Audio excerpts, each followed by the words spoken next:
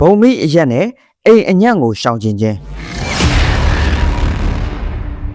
လူတယောက်ရဲ့ဘဝမှာစီးပွားတက်ဖို့ကျမ်းမာဖို့ဆိုတာကိုယ်တိုင်စူးစမ်းမှုအပြင်ကိုယ်အခြေချနေထိုင်တဲ့နေရာကလည်းအင်မတန်အရေးကြီးလာပါတယ်တင်နေထိုင်တဲ့အရက်ဟာတင့်အတွက်ဘုံမိအရက်ဖြစ်နေခဲ့ရင်ဘလောက်ပဲစူးစမ်းစီးပွားမဖြစ်တာအိမ်ခိုက်တာမျိုးတွေကြုံရတတ်ပါတယ်ဒါကြောင့်ဘယ်နေ့သားသမီးတွေကဘယ်ရက်မှာနေသင့်ပြီးဘယ်ရက်ကိုရှောင်ရမလဲဆိုတာကိုတင်ဆက်ပေးသွားမှာဖြစ်ပါတယ်ဒါကြောင့်ဗီဒီယိုလေးကိုအဆုံးထိလိုက်ပါကြည့်ရှုပေးကြဖို့မေတ္တာရက်ခံချင်ပါတယ်ဒါဆိုရင်အစီအစဉ်လေးကိုအခုပဲစလိုက်ကြရအောင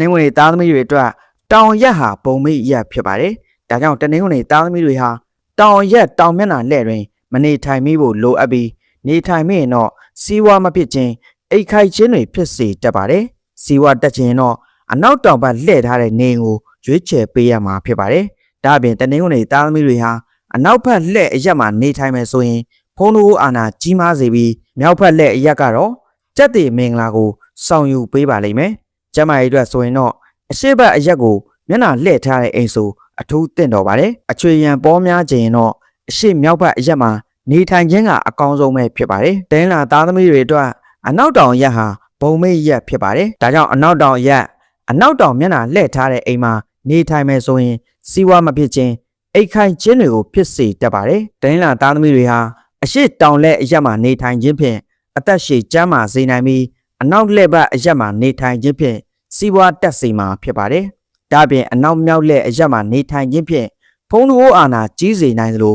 အရှိဘက်လက်အရက်မှာနေထိုင်ခြင်းဖြင့်အချွေရန်အသင်းပင်ပေါ်များစေပြီးအရှိမြောက်ဘက်လက်အရက်မှာနေထိုင်ခြင်းဖြင့်စက်တီမင်္ဂလာနဲ့ပြည့်စုံစေပါတယ်အင်္ဂါသားသမီးတွေအတွက်အနောက်ရက်ဟာဘုံမိရက်ဖြစ်ပါတယ်ဒါကြောင့်အင်္ဂါသားသမီးတွေဟာအနောက်ရက်အနောက်မျက်နှာလှည့်ထားတဲ့အိမ်မှာနေထိုင်မယ်ဆိုရင်စီးပွားမဖြစ်ခြင်းအိမ်ခိုက်ခြင်းတွေကိုဖြစ်စေတတ်ပါတယ်အင်္ဂါသားသမီးတွေဟာတောင်လက်အရက်မှာနေထိုင်ခြင်းဖြင့်အသက်ရှည်ကျန်းမာစေနိုင်ပြီးအနောက်မြောက်လက်ဘက်အရက်မှာနေထိုင်ခြင်းဖြင့်စီးပွားတက်စေမှာဖြစ်ပါတယ်ဒါအပြင်အင်္ဂါသားသမီးတွေဟာမြောက်လက်အရက်မှာနေထိုင်ခြင်းဖြင့်ဖုံးတို့အာဏာကြီးစေတတ်ပြီး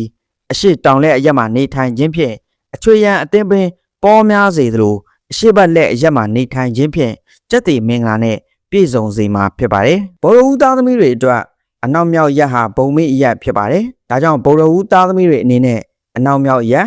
အနောက်မြောက်မျက်နှာလှည့်ထားတဲ့နေမှာမနေထိုင်ကောင်းပါဘူးနေတိုင်းမဲ့ဆိုရင်စီးပွားမဖြစ်ခြင်းအိတ်ခိုက်ခြင်းတွေဖြစ်စေတတ်ပါတယ်ဗုဒ္ဓဦးသားသမီးတွေဟာအနောက်တောင်လက်အရက်မှာနေထိုင်ခြင်းဖြင့်အသက်ရှည်ကျန်းမာစေပြီးမြောက်လက်ဘက်အရက်မှာနေထိုင်ခြင်းဖြင့်စီးပွားတက်စေမှာဖြစ်ပါတယ်အရှိမြောက်လက်အရက်မှာနေထိုင်ခြင်းဖြင့်လည်းဖုံးတို့အာဏာကြီးစေနိုင်ပြီ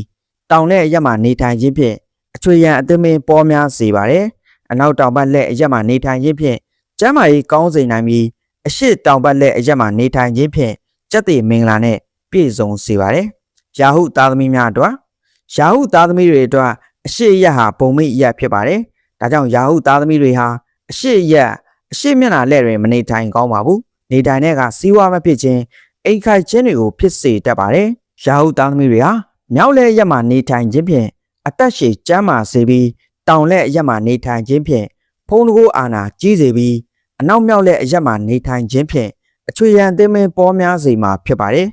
်မြောက်ဘက်လက်ရက်မှာနေထိုင်ခြင်းဖြင့်လည်းကျမ်းမာရေးကောင်းစေသလိုအနောက်လက်ရက်မှာနေထိုင်ခြင်းဖြင့်လည်းစက်တီမင်္ဂလာနဲ့ပြည့်စုံစေမှာဖြစ်ပါတယ်ကြာသာပရိသားသမီးများအတွက်ကြာသာပရိသားသမီးတွေအတွက်အရှိမြောက်ရက်ဟာဘုံမိရက်ဖြစ်တာကြောင့်အရှိမြောက်ရက်အရှိမြောက်မျက်နှာလှည့်တွင်နေထိုင်ခြင်းကိုအထူးသတိပြုရှောင်ကျဉ်ရမှာဖြစ်ပါတယ်ဒီရက်မှာနေထိုင်မိရင်တော့ကြာသာပရိသားသမီးတွေဟာစီးပွားမဖြစ်ခြင်းအိတ်ခိုက်ခြင်းတွေကိုဖြစ်စေတတ်ပါတယ်ကြာသာပရိသားသမီးတွေဟာအနောက်မြောက်လက်အရက်မှာနေထိုင်ခြင်းဖြင့်အသက်ရှည်ကျန်းမာစေပြီးအရှိလက်ဘက်အရက်မှာနေထိုင်ခြင်းဖြင့်စီးပွားတက်စေမှာဖြစ်ပါတယ်အရှိတောင်လက်အရက်မှာနေထိုင်ခြင်းဖြင့်ဖုံးတို့အာဏာကြီးစေနိုင်ပြီးအနောက်လက်အရက်မှာနေထိုင်ခြင်းဖြင့်အချွေရန်အသင်းပင်ပေါ်များစေပါတယ်အနောက်ဘက်လက်အရက်မှာနေထိုင်ခြင်းဖြင့်ကျမ်းမာရေးကောင်းစေပြီးအနောက်တောင်လက်အရက်မှာနေထိုင်ခြင်းဖြင့်စက်တီမင်္ဂလာနဲ့ပြည့်စုံစေမှာဖြစ်ပါတယ်တောက်ကြသားသမီးများအတွက်တောက်ကြသားသမီးတွေအတွက်အရှိတောင်ဟာဘုံမိရက်ဖြစ်တာကြောင့်အရှိတောင်ရက်အရှိတောင်မျက်နှာလက်တွင်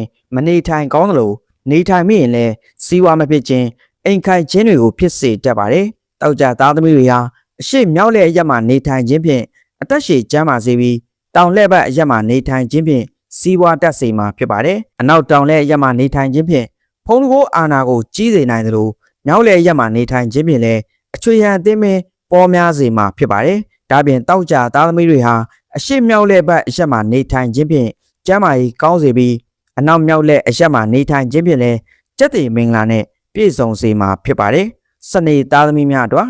စနေသားသမီးတွေအတွက်မြောက်အရက်ဟာဘုံမိရက်ဖြစ်တာကြောင့်မြောက်အရက်